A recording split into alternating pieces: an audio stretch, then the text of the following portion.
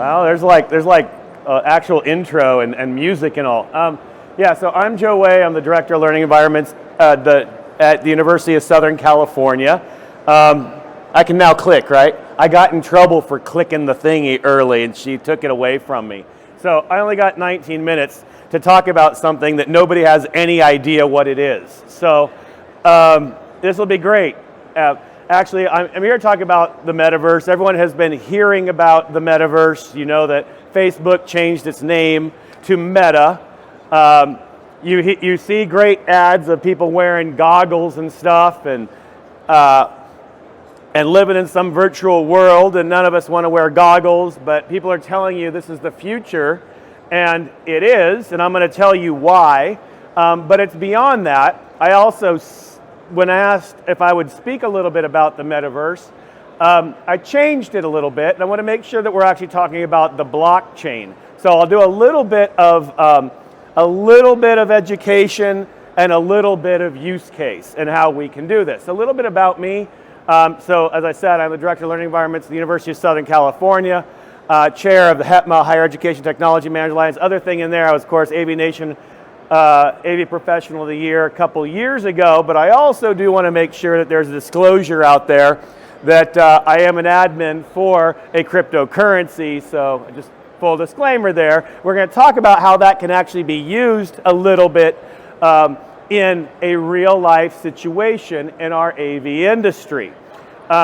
Very simple. When they give you now 18 minutes and 12 seconds, there's only one slide and then maybe one other thing. So that's it. Why do we need to know about the metaverse? What's important to us? Here's what I want you to think about.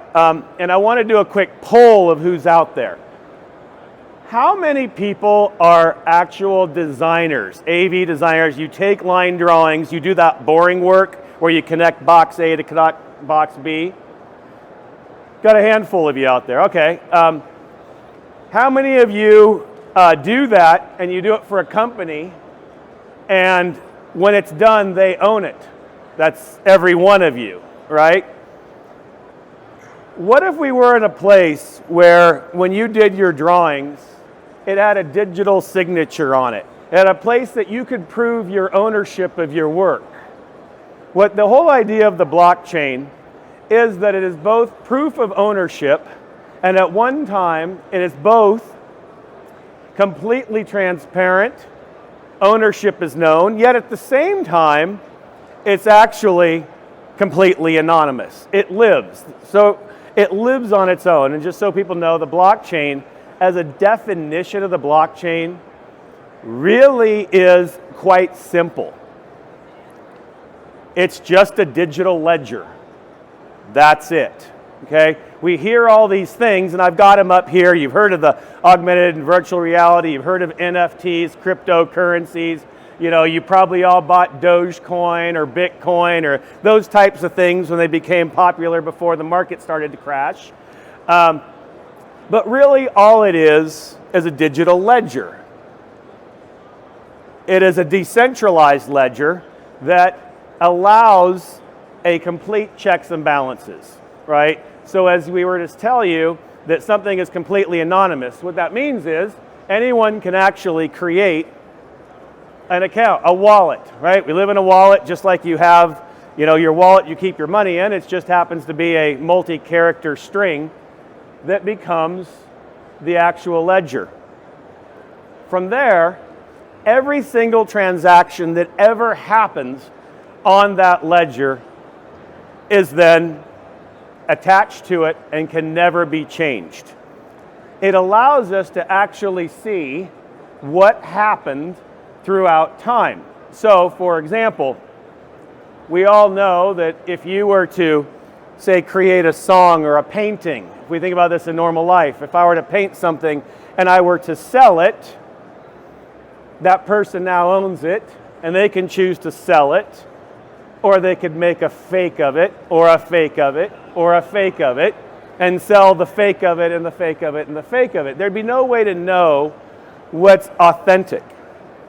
If I have digital art, and I sell it, and I attach it to a digital ledger, what happens is when that's sold, it has a transaction that's attached to it, that's always tied back to the creator. When that's sold again, it's another transaction added to it. Consider it like we used to do. Remember before we actually had a ledger? You remember when you went to the bank and you had your little book you took? Imagine if that's essentially what you're doing on everything that you own. If you are a designer, if you are a product creator, if you're someone who's an engineer, you now could take the work you've done, and you don't just sign out on the day, you sign the progress of what you've done. It's shown that it is exactly your work at all times. I picture a day, and it's not actually very far away, that you can no longer lie on a job application, because you won't be able to actually put what job you had and the fake title you had and the fake responsibilities and then hope they didn't call, right? Everything you did would actually be as simple as checking a blockchain address. Your LinkedIn's parent company is going very big, about $1 trillion in metaverse and blockchain research. You don't spend that much money on research unless you want a product at the end of it, right? This is what we're going to start to see. We're going to see that everything we own will have to be transactionalized. If the pandemic taught us anything, it was that we have to stop being a just-in-time industry, right? We have to be an industry that takes ownership and plans what we're doing. The supply chain, for the most part, has actually been on the blockchain for years. If you're an integrator, picture a time where when you create your drawings and you take your project and you have one shipping container somewhere out and somewhere else, you could assign that actual project an identity, or that actual product an identity, just like we think about a MAC address. MAC address essentially is the same thing, it's just a lot shorter.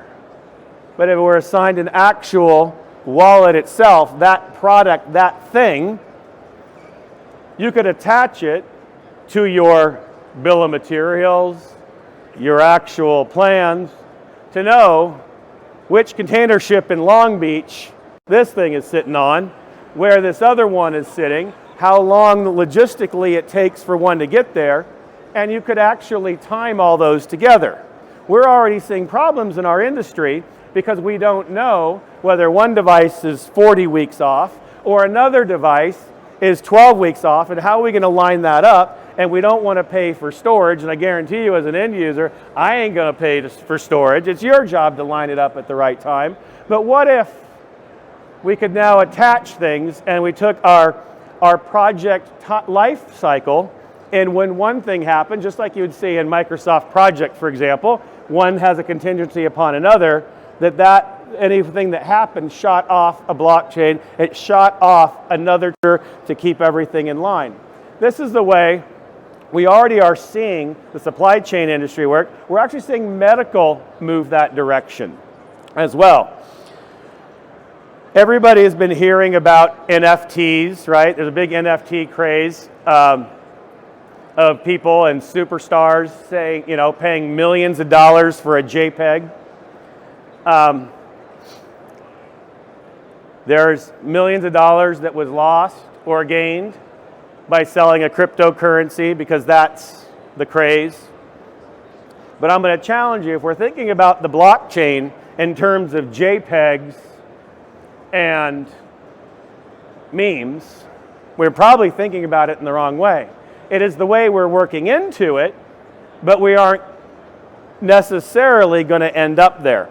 So a couple of ways that can help, and I've talked about it already, is obviously showing your proof of ownership, the supply chain, virtual and augmented reality. I'm going to get to in a minute Web3, and I'm going to show you what we're doing at USC to actually create something. So I'm going to skip that one. Obviously DeFi, at both decentralized finance, that is your cryptocurrencies, your digital currencies. A fun fact, while the country of China has a tendency to ban cryptocurrency about every other week, they're the single largest holder of Bitcoin in the world. Okay? The United States, that has not adopted a digital coin, is the #2 holder of Bitcoin in the world. Why do you make a market crash? So you can continue to buy it and stockpile it, because you already know that's the future, right? After China and the United States, the hedge funds are the 3rd largest holders of Bitcoin and cryptocurrency in the world. They seem to know something we don't know. And therefore, you're getting right now a lot of market fluctuations. We're getting a lot of not stabilized economies, obviously, as the stock market drops and hedge funds need to end up covering their losses. They are selling their riskier investments, which at the moment are our cryptocurrencies. So there's a lot more fluctuation. But the idea of that is not that whether we're going to move to a digital currency in the future, because we are. There's no choice about it. It will happen. But it's about tokenization of the internet. When we have Web 3, the biggest difference between Web 1 was, we all remembered back in the early 90s, you had your little telnet you basically looked on, and it was just information. It was not bi-directional. Web 2 became bi-directional. Web 3 we're calling the experiential internet. And this is where the AV industry actually has a lot they can do, and this is where our money is. Tokenization of the internet really means ownership by the people, right? A DAO is a way of a music artist, for example, or an engineer, for example, saying, I have work I want to do, or let's say I wanted to write a book as an author myself who has a book. What if I wanted to write a book, but I can't afford to take a year of not working in order to write it?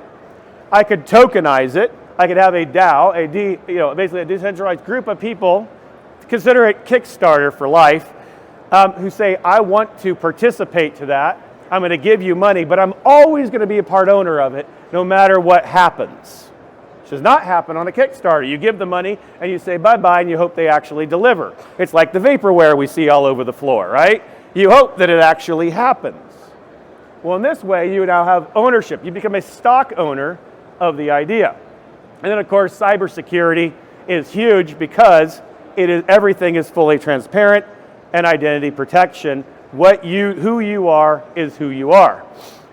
Now, I only have a few more minutes, so I'm going to talk about a project that we're doing at USC.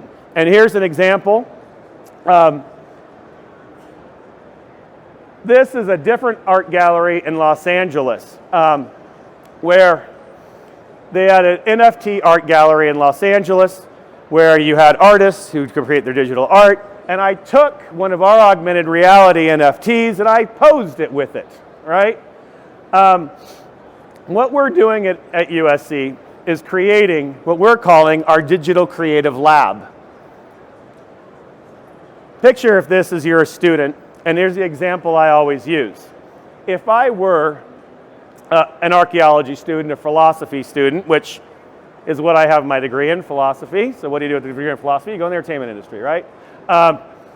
But if you were to now come and you are an archaeology student and you said, hey, how can I build my brand? We live in a world where you are your brand. And I say, I want to take my studies, but maybe I want to start a YouTube channel. So our area that we're doing has an esports and gaming, a 3D modeling area. It has multiple production studios, a TikTok studio, podcast studios, large format printers, 3D printers. It has collaboration spaces and the very first and only permanently installed NFT art gallery at a college university. And what you could now do is when you create your YouTube channel or whatever, your content, you post it up, and we're partnering with another company that supports digital artists, where they're going to post their video up. They get it added to their wallet. Every student gets their own blockchain wallet. that goes there. Let's say now they create a YouTube channel to start building their brand, and now they're an archaeology student, remember the boring one, and now you want to go, I want to go to a dig, or I want to prove what I've done. Well, what you could now take virtual reality, 3D model of a place you went. You can now show people what they're doing. It's not just about the glasses, but the experience.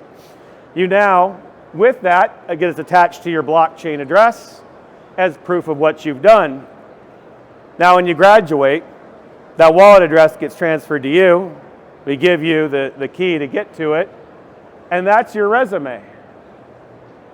You've now built a digital profile of yourself and everything that you've done. Even our colleges and universities are slowly moving from their certifications into and putting them on the blockchain. So you now could know who actually graduated when and where. This is something that we could do here, even in the AV industry. We all know you get your CTS, and we have 3 years to get 30 RUs, right, to keep it up again. And about in month 30, 30, we go, oh crap, I still need 20 RUs, so you're taking all the classes here. But what happens to all the classes when you've done? They're gone, they're wiped away. But if we could move our industry onto the blockchain, and you ended up actually getting a digital certificate for attending the class, you go apply for your job. It's not just about I have those 3 letters of a CTS. It's actually, here's every single course I've ever taken, every certification I've always had. This is me, right? Here's every project I've ever worked on because I've digitally signed as part of the project. That starts to change us, right?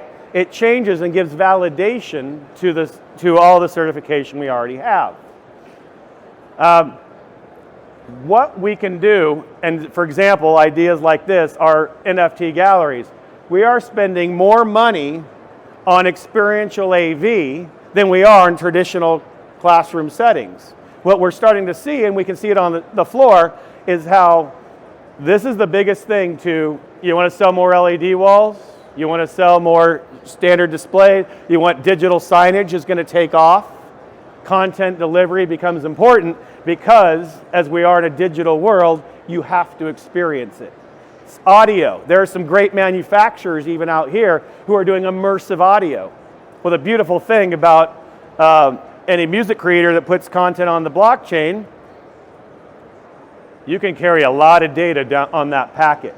It's going to allow us to open up into more immersive types of technologies.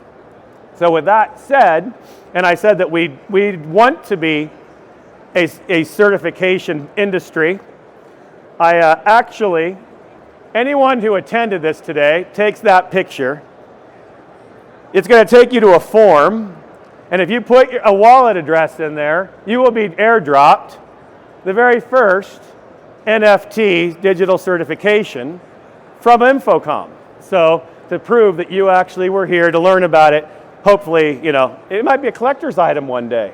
You never know. So all you have to do is have your wallet address, drop it in there. I kept it completely anonymous, and you'll be able to have that. So that being said, that's my contact information. I never told anybody to submit questions because I just kept talking, but there it is. If you have any questions, you are welcome to ask. Does anyone have a question? I have only 56 seconds. Yes. I can't, what was that? I actually can't hear a thing. What should we use for the wallet address? Oh, the wallet address, your wallet. It's your blockchain wallet. So it'll probably start OX something, something, something, something. So if you own a cryptocurrency, it needs to be an Ethereum-based address. And it can be any of them, but anything that is Ethereum-based wallet address, drop it on there, and you will get airdropped at the end of the show. Any other questions? Oh, wait. When you said China and the U.S. are 1 and 2, you mean the actual governments is our holdings. We actually, the governments themselves hold more of the cryptocurrency, yes. And China individuals actually themselves mine more of it too. So, yep. And that's it. Thank you. Hopefully you got a little something from that.